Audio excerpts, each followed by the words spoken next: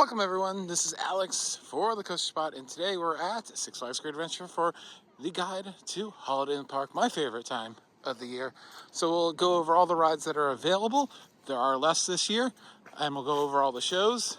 I'm going to start off right now saying we're very disappointed. There is no indoor entertainment this year. They cut the show. This is very disappointing because everyone loves to get inside and take a break from the cold. Although if you're just here for coasters, you're good to go for the most part. So also, we'll show you all the special food as well. So, and here's a look at the entire park. As you can see, it's pretty much only half the park. There are different parts of the park themed to different things. You kind of see that reflected in the different tones of the lights. If you need all the times, I think they do have paper maps, but regardless, you take a picture of this. And then of course, new for 2024 will be the Flash Vertical Velocity, the first super boomerang in the United States. And here is the menu inside of the brew house. Definitely some new stuff.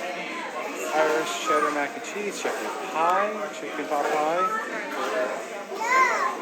And inside the funnel cake factory is going to be peppermint crunch and gingerbread crumb for your specialized funnel cakes this season.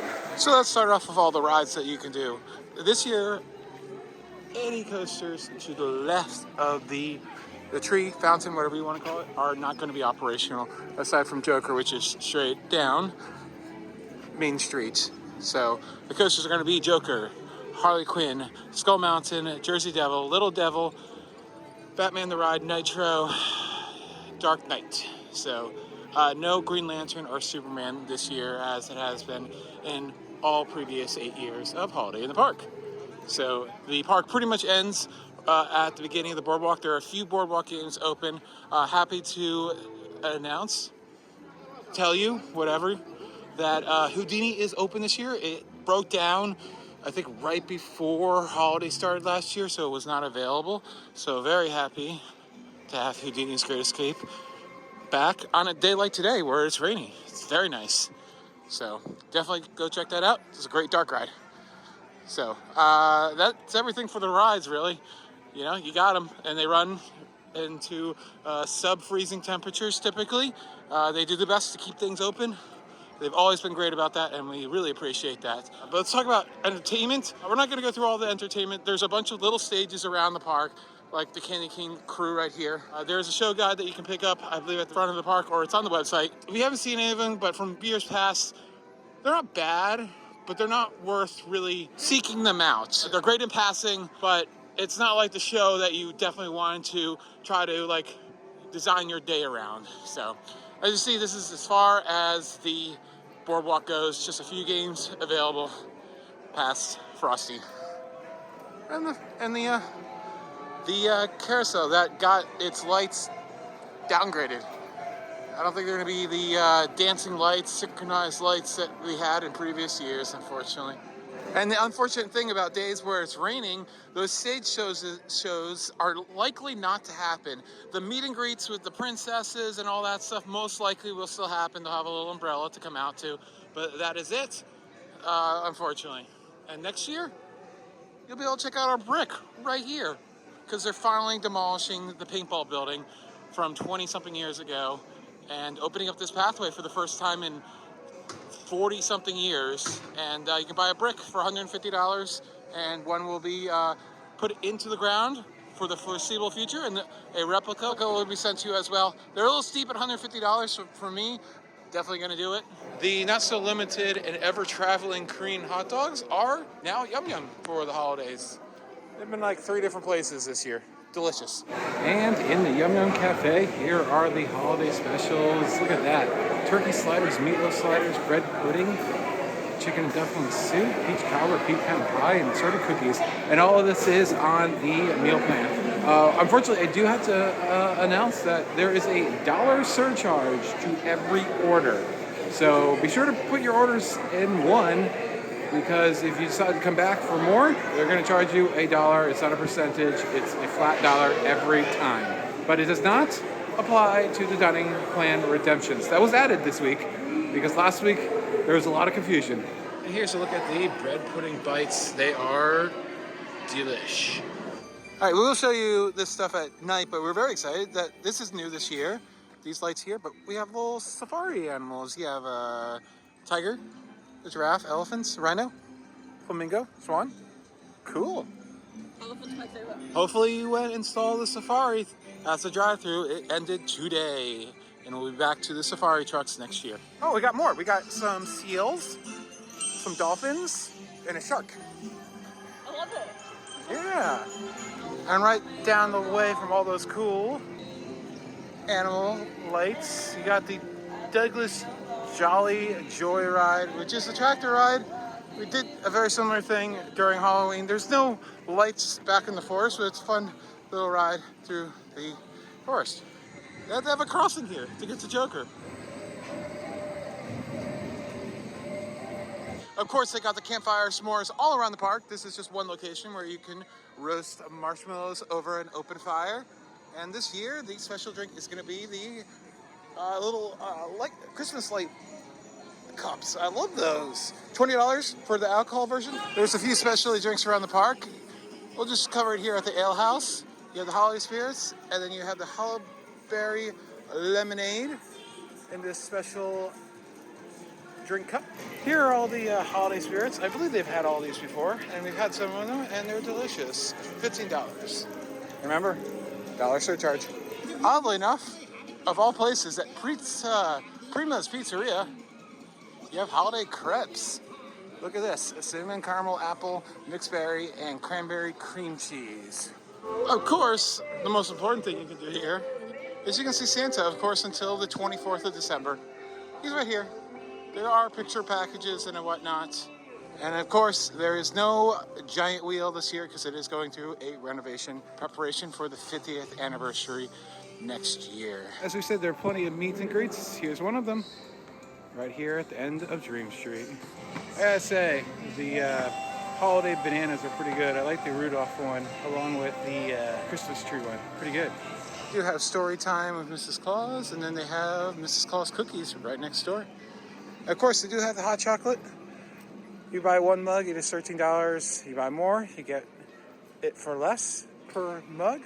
And then refills are $1.99. Not sure that dollar surcharge applies to the refills. The refills are free the first day. The Holiday Craze Mirror Maze is free for Holiday in the Park this year. So there's a positive, I guess.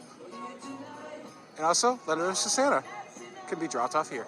Inside Granny's is where you're going to get that holiday platter. And of course, the Looney Tunes characters will be out for photos around the park, dressed up in their holiday outfits. And here is the holiday platter this year, along with its price. Unfortunately, I'm not going to be able to really show you the lights tonight. They are shutting down a little bit early because of the horrid rain. But if you want to get that photo inside of the giant ornament that's been over at the boardwalk for the last 7 years, it has been moved right in front of Wonder Woman Lasso of Truth. We, of course, told you earlier that there is no show, unfortunately, in the Showcase Theater this year. Again, I'm very sad, and I think that's the dumbest thing they could have done, especially on a day like today.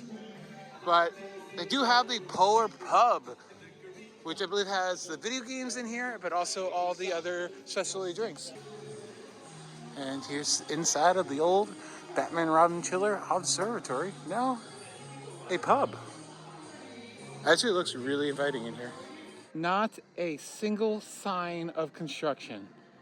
It's kind of worrying for Flash. It's going to be late.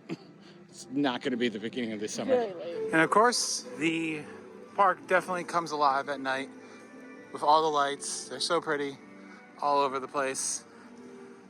I do gotta comment though, on some places they definitely have downgraded, not replaced things, or replace things with cheaper versions of what they had before. So that's a little disappointing. The event feels like it's kind of deteriorated a little bit every year. So I'd love to see a nice refresh to the Holiday in the Park soon.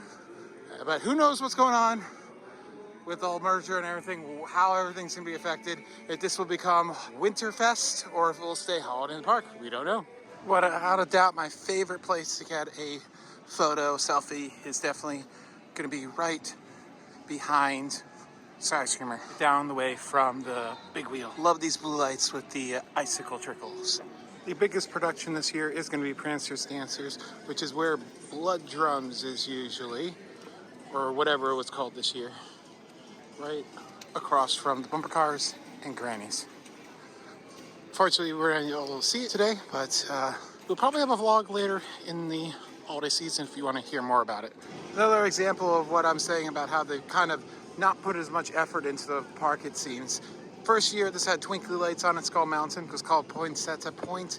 And then it was downgraded more and more. And now, eventually, they had floodlights on it. And now, nothing. It just seems like this event needs a refresh. Hopefully that comes very soon. With the giant wheel closed, and if you don't want to freeze your butt off or are scared of Sky Screamer, the best way to see the park is going to be on the Sky Ride. Round trips only.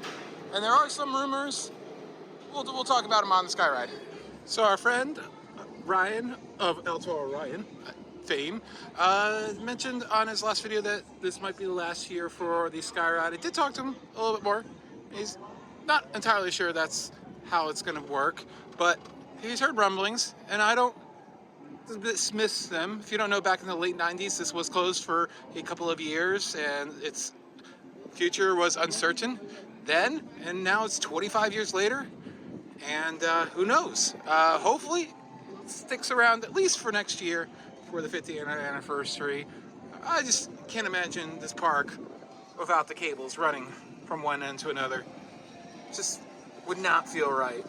So there is that Christmas show going up on the tree.